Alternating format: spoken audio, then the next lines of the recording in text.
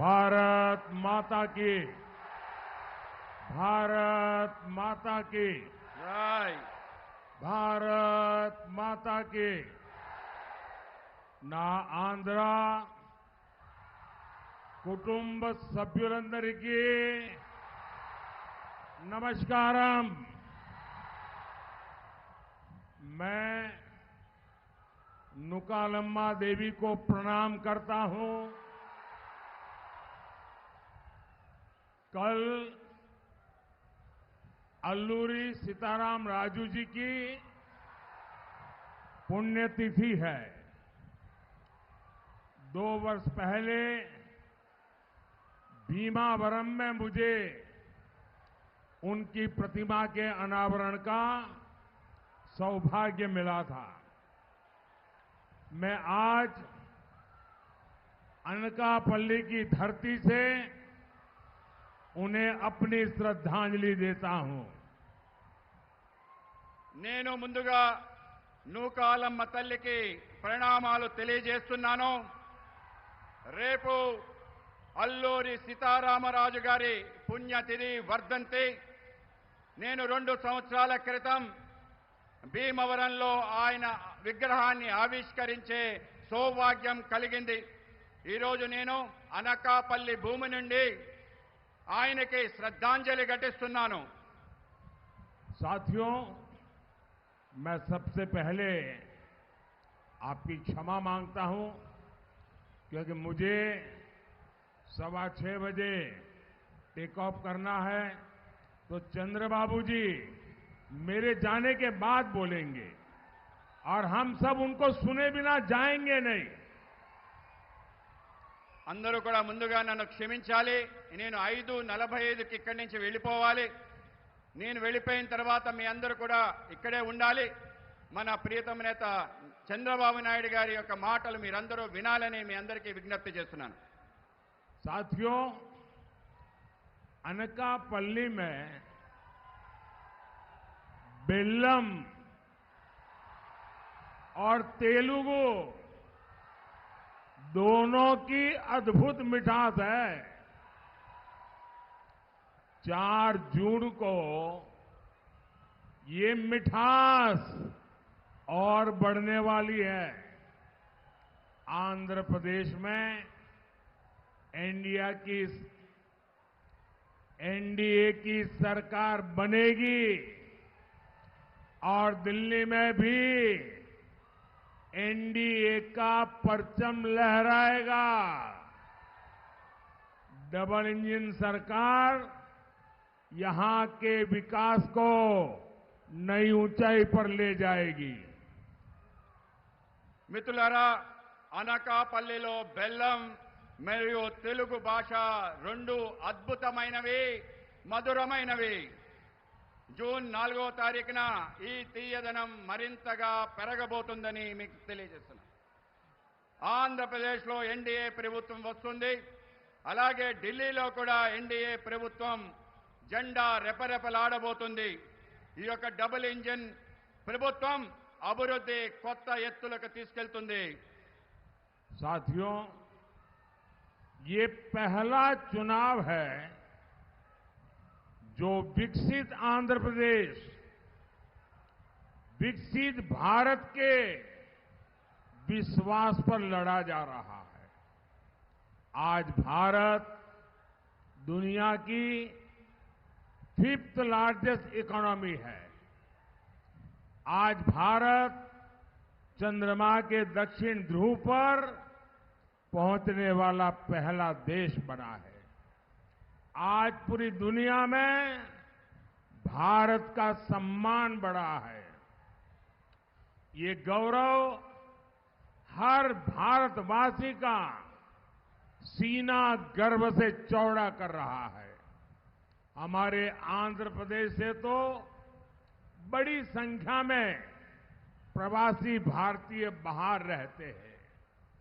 अब वहां उनकी भी पहचान एक प्रकार से सम्मान से भरी हुई हो रही है. అభివృద్ధి చెందిన ఆంధ్రప్రదేశ్, అభివృద్ధి చెందిన భారత్ అనే విశ్వాసం పైన పోటీ జరుగుతున్న మొట్టమొదటి ఎన్నిక ఇది.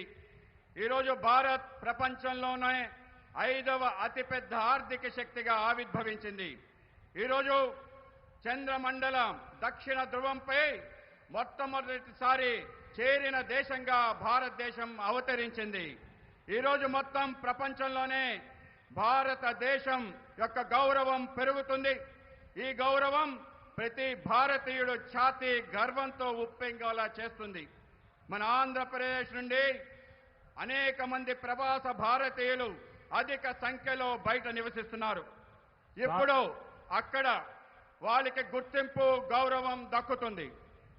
साथियों, पहले नेता वोट मांगने जाते थे तो जनता काम का हिसाब पूछती थी, लेकिन अब मोदी हिसाब देता है और जनता मुहर लगाती है.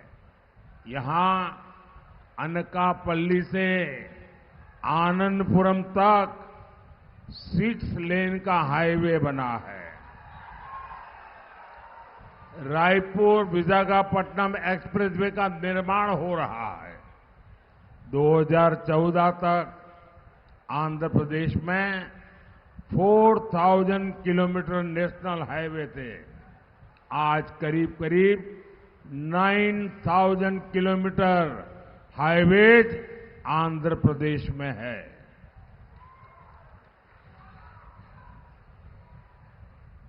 మిత్రులారా, ఇంతకు ముందు నాయకులు ఓట్లు అడిగితే ప్రజలు వాళ్ళని చేసిన పనుల యొక్క చిట్టా అడిగేవారు. కానీ ఇప్పుడు మోడీ తన పనుల చిట్టాని ప్రజలకు ఇస్తున్నారు. ప్రజలందరూ కూడా దాన్ని ఆమోదిస్తున్నారు. ఇక్కడ అనకాపల్లి నుండి అనంతపురం వరకు 6 రోడ్ల జాతీయ రహదారి నిర్మించాం. రాయపూర్ నుండి విశాఖపట్నం వరకు ఎక్స్ప్రెస్ హైవేని నిర్మాణంలో ఉంది. అలాగే కలకత్తా నుంచి చెన్నై ఎక్స్ప్రెస్ హైవే ఈ యొక్క ప్రాంతం నుంచి వెళ్తుంది. 2014 వరకు ఆంధ్రప్రదేశ్లో కేవలం 4000 కిలోమీటర్ల జాతీయ రహదారి ఉండేది. ఇవాళ 8000 కిలోమీటర్ల జాతీయ రహదారి ఆంధ్రప్రదేశ్లో ఉంది. ఆ విధంగా మారిందని మీకు తెలియజేస్తున్నాను. साथियों, केंद्र की एनडीए सरकार आंध्र प्रदेश के युवाओं के लिए काम कर रही है. यहां IIITDM Kurnool, IIT Tirupati, Eicher Tirupati जैसे संस्थान बन गए हैं. विशाखापट्टनम में IIM की स्थापना हुई है. यहां युवाओं के लिए पेट्रोलियम यूनिवर्सिटी खोली गई है. पुदीमड़ाका में ग्रीन एनर्जी पार्क को भी मंजूरी दी गई है. नक्कापल्ली में बल्क ड्रग पार्क शुरू करने के लिए 1000 करोड़ की मदद दी गई है. इससे यहां निवेश बढ़ेगा और फार्मा सेक्टर में रोजगार पैदा होगा. మిత్రులారా, కేంద్రంలో ఉన్న ఎన్డీఏ ప్రభుత్వం ఆంధ్రప్రదేశ్ యువత కోసం పనిచేస్తుంది. ఇక్కడ IIIT Kurnool, IIT, IISR Tirupati అటువంటి సంస్థలు స్థాపించడం జరిగింది. విశాఖపట్నంలో IIM స్థాపించబడింది. ఇక్కడ యువకుల కోసం పెట్రోలియం విశ్వవిద్యాలయం ప్రారంభించబడింది. పూడిమడకలో గ్రీన్ ఎనర్జీ పార్క్ ఆమోదించబడింది. నెక్కపల్లిలో బల్క్ డ్రగ్ పార్క్ ప్రారంభించేందుకు 1000 కోట్ల సాయం అందించడమైంది. దీనివల్ల ఇక్కడ పెట్టుబడులు పెరుగుతాయి మరియు ఫార్మా రంగానికి ఉపాధి లభిస్తుంది. साथियों, अगर केंद्र सरकार आंध्र प्रदेश में इतना काम कर सकती है तो वाईएसआर कांग्रेस, उनकी सरकार क्यों नहीं कर सकती? बीजेपी का मंत्र है development, development, development. YSR Congress का मंत्र है करप्शन, करप्शन, करप्शन. ये विकास के हर कार्य में ब्रेक लगा रहे हैं। हमने विशाखापट्टनम को अलग रेलवे जोन बनाने की मंजूरी दी, लेकिन राज्य सरकार रेलवे मुख्यालय के लिए जमीन नहीं दे रही है। మిత్రులారా, ఆంధ్రప్రదేశ్లో కేంద్ర ప్రభుత్వం అనేక పనులు చేస్తుంది. కానీ వైఎస్ఆర్ కాంగ్రెస్ ప్రభుత్వం ఎందుకు చేయలేకపోతుంది? బీజేపీ మంత్రం అభివృద్ధి అభివృద్ధి అభివృద్ధి, వైఎస్ఆర్ కాంగ్రెస్ మంత్రం అవినీతి అవినీతి అవినీతి. ఇక్కడ వీళ్ళు అభివృద్ధి పనులకి అనేక రకాల ఆటంకాలు కల్పిస్తున్నారు. మేము విశాఖపట్నం కోసం ప్రత్యేక రైల్వే జోన్ ఆమోదించడం జరిగింది. కానీ రాష్ట్ర ప్రభుత్వం రైల్వే ముఖ్య కార్యాలయం కోసం భూమి ఇవ్వటం లేదు. साथियों, हमने आंध्र प्रदेश के गरीबों के लिए 24 लाख पीएम आवास स्वीकृत किए हैं, लेकिन वाईएसआर कांग्रेस ये सरकार इसके आधे घर भी गरीबों के लिए नहीं बना पाई। मोदी गरीब की पीड़ा दूर कर रहा है, इन्हें उसमें भी पीड़ा है। इनका एक ही एजेंडा है, जहां करप्शन नहीं वहां काम नहीं। ఆంధ్రప్రదేశ్లో పేదల కొరకు 21 లక్షలు ప్రధానమంత్రి ఆవాస గృహాలు మంజూరు చేశాం. కానీ వైఎస్ఆర్ కాంగ్రెస్ ప్రభుత్వం దాంట్లో సగం కూడా పేదలకి ఇల్లు ఇవ్వలేదని మీకు తెలియజేస్తున్నాను. మోడీ పేదల బాధలు తీరుస్తున్నాడు, కానీ వాళ్లకు బాధలు తొలగిస్తున్న బాధ కలుగుతుంది. వాళ్ళది ఒకటే ఎజెండా. ఇక్కడ అవినీతి ఎక్కడ ఉంటుందో అక్కడ పని ఉండదు. साथियों, उत्तर आंध्रा सुजला सरवंती इरिगेशन प्रोजेक्ट यहां की राज्य के वर्क कल्चर का बहुत बड़ा उदाहरण है। ये प्रोजेक्ट जगन रेड्डी के पिता वाईएसआर ने शुरू किया था। अपने पिता की पॉलिटिकल विरासत तो इन्होंने ले ली, लेकिन उनके शुरू किए हर प्रोजेक्ट भी ये पूरे नहीं कर पाए। इसी तरह पोलावरम प्रोजेक्ट को भी इन्होंने ठप कर रखा है। हमारी केंद्र सरकार ने पोलावरम प्रोजेक्ट के लिए 15,000 करोड़ रुपए जारी किए हैं, लेकिन वाईएसआर कांग्रेस को किसानों की कोई चिंता नहीं है। మిత్రులారా, ఉత్తరాంధ్ర సుజల స్రవంతి జలవనరుల ప్రాజెక్ట్ ఇక్కడ ప్రభుత్వ పనితీరుకి ఒక అతిపెద్ద ఉదాహరణ. ఈ ప్రాజెక్ట్ జగన్ రెడ్డి తండ్రి వైఎస్ రాజశేఖర రెడ్డి గారు ప్రారంభించారు.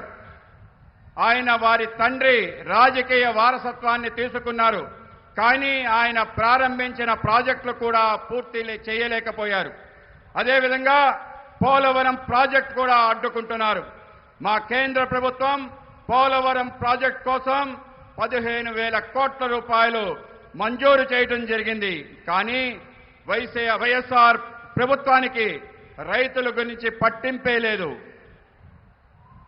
साथियों, अनकापल्ली और आंध्र प्रदेश गन्ना किसानों का इतना बड़ा केंद्र रहा है, लेकिन प्रदेश सरकार की नीतियों के कारण किसान परेशान है। किसान गन्ना उगाना छोड़ रहे हैं। इस इलाके में अधिकांश चीनी मिलें बंद हो गई है। మిత్రులారా, అనకాపల్లి మరియు ఆంధ్రప్రదేశ్ చేరుకు రైతులకి చాలా పెద్ద కేంద్రంగా ఉంది. కానీ రాష్ట్ర ప్రభుత్వ విధానం వల్ల రైతులు ఆందోళన చెందుతున్నారు. రైతులు చెరుకు పంటను పండించడం మానుకుంటున్నారు. ఈ ప్రాంతంలో చాలా చక్కెర పరిశ్రమలు మూతబడ్డాయి. मैं आंध्र प्रदेश के किसानों को आश्वस्त करना चाहता हूं, डबल इंजन की सरकार में यहां गन्ना किसानों के जीवन की मिठास वापस लौटेगी। मोदी का मिशन है हमारे गन्ना किसान ऊर्जादाता भी बनेंगे। आज मोदी पेट्रोल में इथेनॉल ब्लेंडिंग बढ़वा रहा है। इससे देश में करीब 80,000 करोड़ रुपीस गन्ना किसानों को मिले हैं। इसका बहुत बड़ा लाभ गन्ना किसानों को हो रहा है। నేను ఆంధ్రప్రదేశ్ రైతులకు హామీ ఇవ్వాలనుకుంటున్నాను. మా డబుల్ ఇంజిన్ ప్రభుత్వంతో చెరుకు రైతుల జీవితాల్లో తిరిగి మాధుర్యం తీసుకొస్తానని అంటున్నాను. మన చెరుకు రైతులు కూడా శక్తి దాతలుగా మారాలనేదే మోడీ లక్ష్యం. ఈరోజు మోడీ గారు పెట్రోల్లో ఇథనాల్ కలపడాన్ని ప్రోత్సహిస్తున్నారు. దీనివల్ల దేశంలోనే దాదాపు 8,000 కోట్ల రూపాయలు చెరుకు రైతులకు అందుతున్నాయి. దాంతో చెరుకు రైతులు భారీగా లబ్ధి పొందుతున్నారు. साथियों, एनडीए सरकार ने ही पहली बार हमारे फिशरमैन की भी चिंता की है। हमने फिशरीज सेक्टर के लिए अलग मंत्रालय शुरू किया। हमने फिशरमैन को किसान क्रेडिट कार्ड की सुविधा दी। बीजेपी ने अपने संकल्प पत्र में गारंटी दी है कि फिशरीज सेक्टर से जुड़े भाई बहनों के लिए बीमा कवरेज बढ़ाया जाएगा। हम फिशरीज से जुड़े प्रोडक्शन और प्रोसेसिंग क्लस्टर भी बनाएंगे।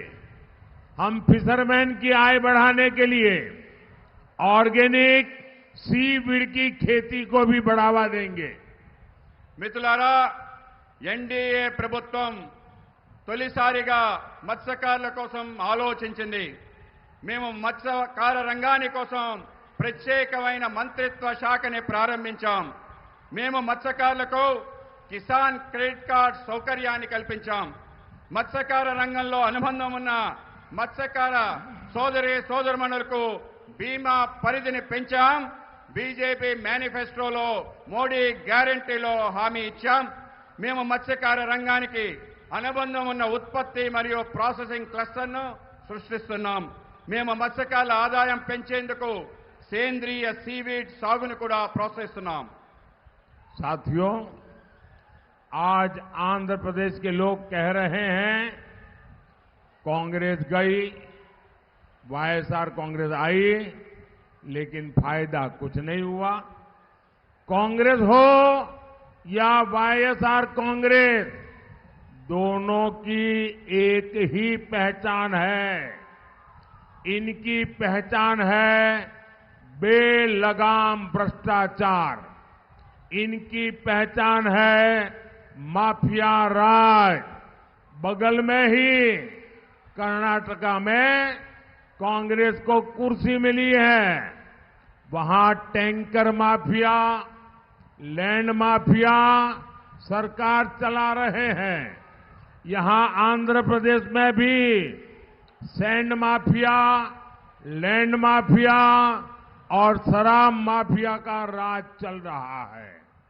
आपको इस लूट से आंध्र प्रदेश को मुक्त कराने के लिए एनडीए की सरकार चुननी है।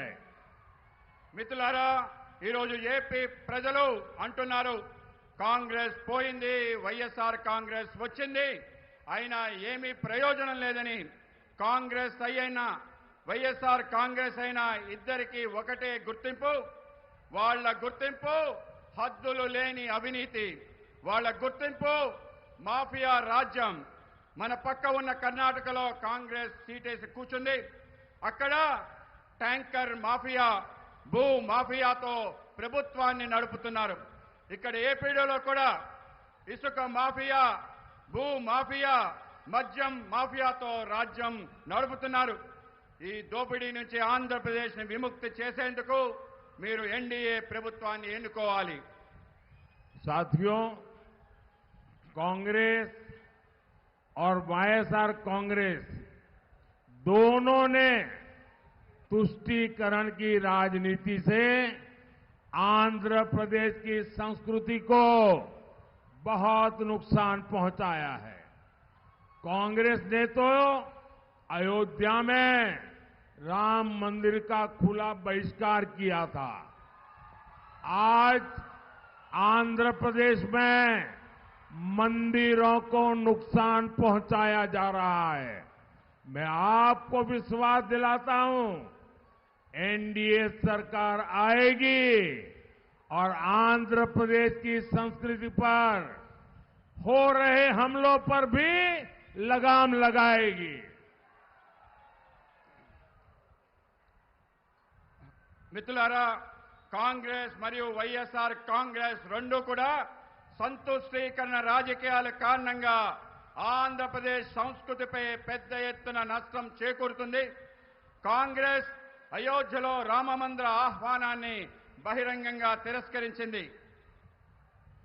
ఆంధ్రప్రదేశ్లో దేవాలయాలపై దాడులు జరుగుతున్నాయి. మీకు నేను విశ్వాసాన్ని కలిగిస్తున్నాను, ఎన్డీఏ ప్రభుత్వం వస్తుంది. ఆంధ్రప్రదేశ్ సంస్కృతిపై జరుగుతున్న దాడులు పూర్తి స్థాయిలో ఆపుతామని హామీ ఇస్తున్నాను. साथियों, 13 मई को आपका वोट देश और आंध्र प्रदेश का भविष्य तय करेगा। अनकापल्ली से NDA candidate Shri CM Ramesh, Visakhapatnam से श्री मुथुकुमिल्ली भारत जी, अरकू से श्रीमती कोथापल्ली गीता जी और विजयनगरम से श्री कली शेट्टी अप्पल नायडू जी, उनको भारी वोटों से जीता करके दिल्ली भेजिए। इनका जीतना मोदी को मजबूत करेगा और आप जब इनको वोट देंगे, वो वोट सीधा सीधा मोदी के खाते में जाएगा। साथ ही मेरा अनुरोध है, विधानसभा चुनाव के लिए भी हमारे जो एनडीए के साथी हैं, जो विधायक के नाते चुनाव लड़ रहे हैं, उनको भी भारी मतों से विजयी बनाइए। మిత్రులారా, మే 13న మీ ఓటు దేశం మరియు ఆంధ్రప్రదేశ్ భవిష్యత్తు నిర్ణయిస్తుంది. అనకాపల్లిలో ఎన్డీఏ అభ్యర్థిగా శ్రీ సీఎం రమేష్ గారు పోటీ చేస్తున్నారు. విశాఖపట్నం ఎన్డీఏ అభ్యర్థిగా శ్రీ భరత్ గారు పోటీ చేస్తున్నారు. అరకు పార్లమెంట్ అభ్యర్థిగా శ్రీమతి కొత్తపల్లి గీత గారు పోటీ చేస్తున్నారు. విజయనగరం అభ్యర్థిగా శ్రీ కలిశెట్టి అప్పలనాయుడు గారు పోటీ చేస్తున్నారు. మీ ఓట్లు భారీ మెజార్టీతో పార్టీని గెలిపిస్తే తిన్నగా ఢిల్లీలో మోడీ గారిని బలపరుస్తుందని తెలియజేస్తున్నాను. మీ అందరి ఓటు నేరుగా నాకు చేరుతుంది. దీంతో పాటు ఈ యొక్క నా అభ్యర్థన, ఈరోజు శాసనసభ ఎన్నికల్లో పోటీ చేస్తున్న ఎన్డీఏ అభ్యర్థులందరినీ కూడా మీరు భారీ మెజార్టీతో గెలిపించాలని మేము అందరినీ కోరుతున్నాను. अच्छा, आप लोग मेरा एक काम करेंगे, आप लोग मेरा एक काम करेंगे। మీరందరూ కూడా నాకు ఒక పని చేస్తారా? మీరందరూ నాకు ఒక పని చేస్తారా? अगर मेरा एक काम करने वाले हैं तो दो हाथ ऊपर करके बताइए, करेंगे? అందరూ కూడా చేతులెత్తి చెప్పండి, చేస్తాను చేస్తానని చెప్పండి. आप सभी यहां से जब जाएंगे तो ज्यादा से ज्यादा घरों में लोगों को जाकर के मिलिए और मिलकर के कहिए कि अपने मोदी जी आए थे और मोदी ने उनको नमस्कार कहा है। हर घर में जाके मेरा नमस्कार पहुंचाइए। जब मेरा नमस्कार उनको मिलेगा तो वो मुझे आशीर्वाद देंगे और हर परिवार का आशीर्वाद मुझे नई ऊर्जा देता है और उस ऊर्जा से मैं आपकी सेवा में खप जाता हूं। इसलिए घर घर जाकर मेरा सबको नमस्कार पहुंचाइए। మీరు ఇక్కడి నుంచి వెళ్ళిన తర్వాత ప్రతి ఇంటింటికి వెళ్ళండి. ఇవాళ మోడీ గారు చెప్పారు, మోడీ గారు మీ అందరికీ నమస్కారం చెప్పమన్నారు. మీరందరూ కూడా అక్కడికి వెళ్ళి నా నమస్కారాలు చెప్పండి. వాళ్ళ నమస్కారం నా నమస్కారం వాళ్ళకి ఇస్తే వాళ్ళు నాకు ఆశీర్వాదం ఇస్తారు. వాళ్ళ ఆశీర్వాదం వల్ల నాకు మరింత శక్తి వస్తుంది. వాళ్ళ శక్తి కారణంగా మరింతగా మీకు సేవ చేసే అవకాశం నాకు దక్కుతుంది. ఆ విధంగా నేను సేవ చేసే అవకాశాన్ని కల్పించండి. मेरी बहुत इच्छा थी कि मैं चंद्रबाबू को सुनूं, लेकिन मुझे कल मेरा वोटिंग है गुजरात में और मुझे आज रात को गांधीनगर पहुंचना है और इसलिए मुझे निकलना पड़ेगा। मैं सभी एमएलए कैंडिडेट उनको रिक्वेस्ट करता हूं आगे आने के लिए। सभी एमएलए कैंडिडेट, सभी एमपी कैंडिडेट और बाबू और हमारे आप सब मेरे साथ बोले भारत माता की, भारत माता की जय. बहुत बहुत धन्यवाद। बहुत बहुत धन्यवाद.